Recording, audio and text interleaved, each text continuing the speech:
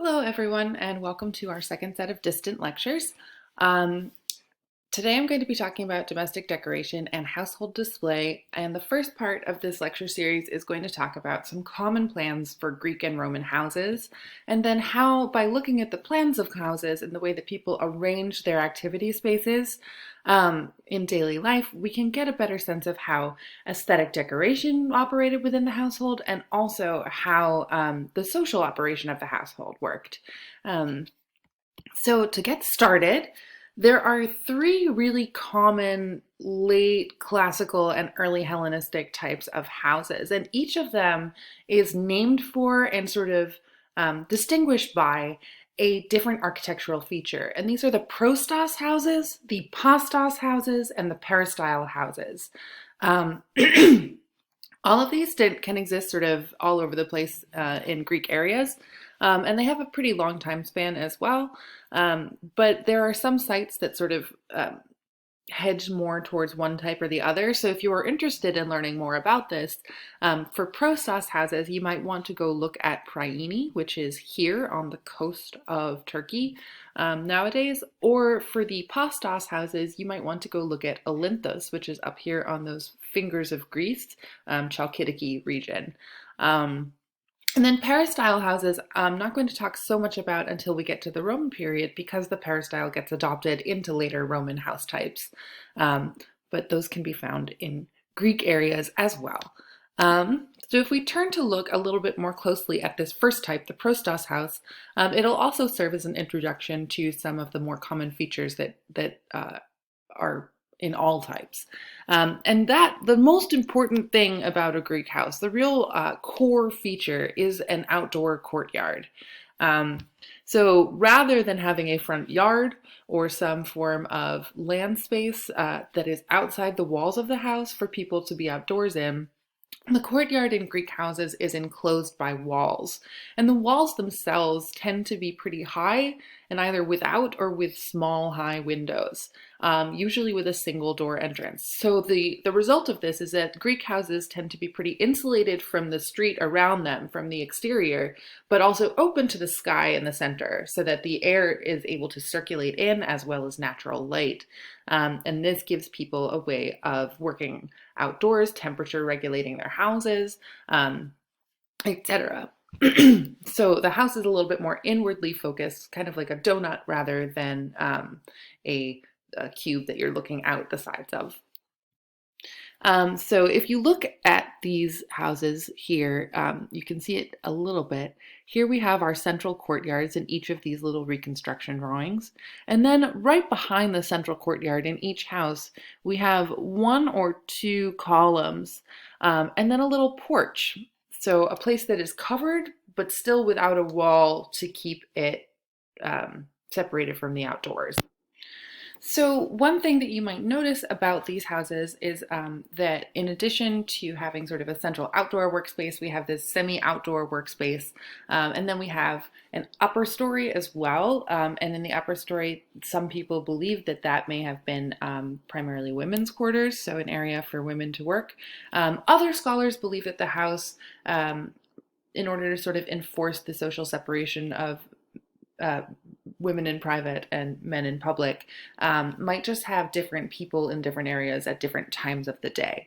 So spatial organization is not the only way that you can sort of enforce social organization. Time is another element in there that can make that happen. One thing you might have noticed about this reconstruction drawing that we see here is that the houses are arranged sort of in a block, and a lot of these Greek settlements follow what is called the Hippodamian plan.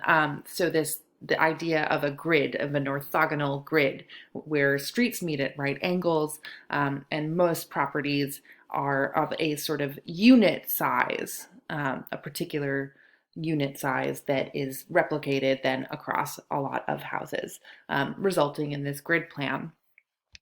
So we can see it as well here at Priene. It's a little bit less clear. And then in our plan of Olynthos here, you can see that sort of within the topography of the space, that Olynthos is built on a hill. So within the sort of the parameters of the hill, there we can see people actually building these blocks of houses as organizedly as possible. And then if we look again at two sample plans of these different types of houses, here you can see that prostos, that little porch in our house from Priene. And then in the houses at Olynthus, in the pastos houses, the prostos is replaced by this longer corridor, which is still connected to the courtyard and still covered. So the pastos replaces the prostos, and in some houses it actually extends across the full width of the house, basically sort of turning it into a T shape. And then here off the pastos we can see a sort of kitchen area and dwelling rooms. And then off of the courtyard is the entrance with an antechamber and then this room called the andron. So if you look at these house types, some rooms show up sort of so frequently that they become definitional. So the andron is one of these Greek rooms that is different than other spaces, marked off through various means. One way of recognizing an andron without knowing what you're looking at is that it will usually be square. It will usually have a slightly off-centered door. Sometimes it will have this sort of antechamber. And then the biggest tell and clue is if there's space for these 3 rows of couches around the outside, which is where diners would sit and have their symposium. So this is the room that is designed for those ritual drinking parties that we've discussed before, the symposia. And then if we look at our next slide here to kind of sum this up, the Greek house, if we look at the plan, we can already, even just from this limited evidence, start to get some idea of some of the values of the people who built and dwelled in these spaces. So one thing that seems common throughout is this insulation from the street. This idea that you don't really want to be looking at your neighbors, but you do want to have access to fresh air and natural light. Hence the open courtyard at the center of the house. And this courtyard is not only a place where people go to do activities like to weave or to, I don't know, what Greeks did in their daily lives. Whatever activity you want to do, you could do it outside or you could do it in the covered portico area if you wanted to kind of keep out of the sun. But you would also, that would be a center for circulation, right? For movement throughout the house. That is how people would kind of have to cross the courtyard to get to other areas of the household. One thing I didn't talk about earlier much is that the upper stories of houses, some people believe that these are sort of women's quarters, a women's part of the house. Other scholars believe that in order to sort of enforce the social hierarchy where women are respectable women, are not in public or don't have a rich public life and are somewhat separated from the political world of men, that they would have their own part of the house, or perhaps they would use different parts of the house at different times of day to avoid public men coming in and out of the house. So speaking of public areas and men coming in and out of the house, the andron would be an area, this dining room, where men would come to do their symposium, their ritualized drinking practice that we've discussed before. And here we can see that the andron was often the most decorated part of the house. So what does that say to you sort of just off the top of your head? Think to yourselves, what does it mean to have this sort of area where the guys come over for drinking nights and to have rhetorical compositions and to listen to music and to be entertained by female courtesans? That is going to be the most luxuriously decorated piece of the household. I don't know.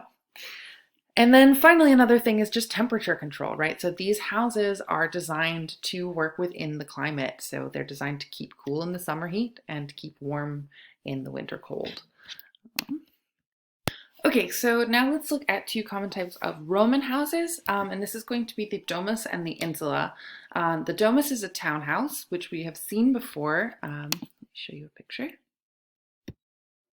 Here we have it. So here's a sort of typical idealized plan of a domus. And as you can see, the domus has adopted this covered walkway portico area, the peristyle, the all-around covered walkway from the Greek house, and incorporated it into the rear garden of the Roman domus. Additionally, we have this sort of open roofed atrium where the roof curves in, or it's not a curve, it angles in.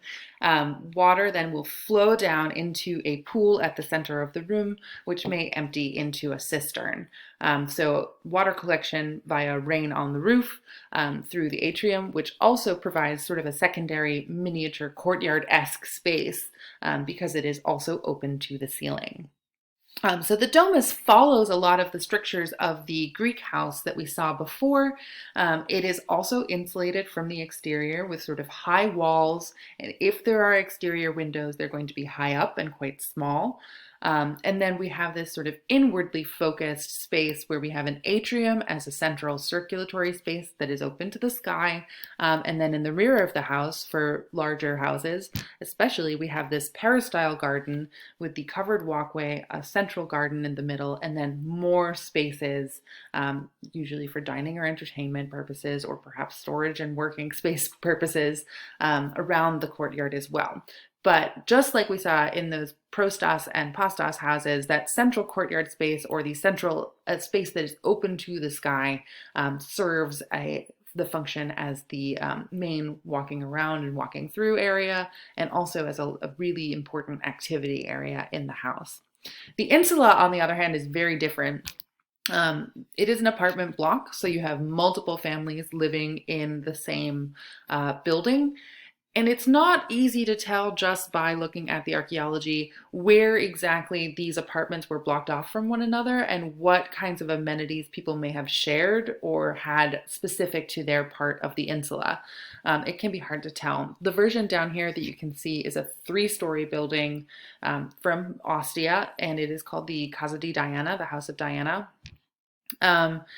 In an insula, the best apartment to be on, contrary to, say, the way it would be today with a penthouse, is the bottom floor. And this is because as floors went up, insula could become quite tall, up to 7 to 9 stories tall. The upper stories were wood, not particularly well made, and also a massive fire hazard. So if you lived in an insula, you want the ground floor luxury apartment so that you can get out safely, so that you have access to better air and water sources. It is more convenient and it is more luxurious to be downstairs. And upstairs, the higher up you get, the smaller the apartments get, the more cramped they get, the less air there is, the more difficult it is to escape the building.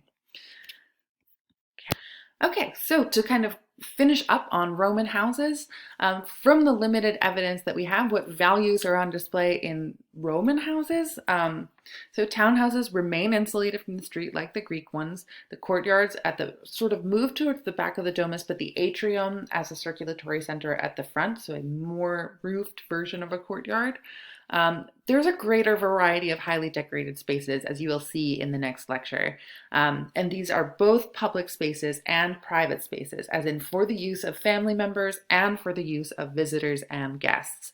And then temperature control, that remains as well. It is still important to keep cool in the summer heat, to keep warm in the winter cold, to arrange the rooms in such a way that you're actually controlling where the light falls at different times of day, and how the air circulation is working. They don't have air conditioner, they don't have central heating, so they are relying more on the natural properties of the space to shape how you are feeling within it. Now, to do. So after this lecture, what I want you to do is to think about house plans and types. I want you to think about a typical type of house that we may see in America today. It can be the kind of dwelling that you're currently in, or some other that you know about. So if you want to do a McMansion in Connecticut, feel free. If you want to do an apartment in New York, feel free. Then I want you to either sketch out, if that's your thing, a rough plan of a typical version of the dwelling, or just to write down a quick description. The most important thing to think about is what kinds of spaces are necessary or definitional to the type. Bathrooms is going to be one. I'll meet you back here at the next lecture. I am happy to hear what you come up with. Thank you.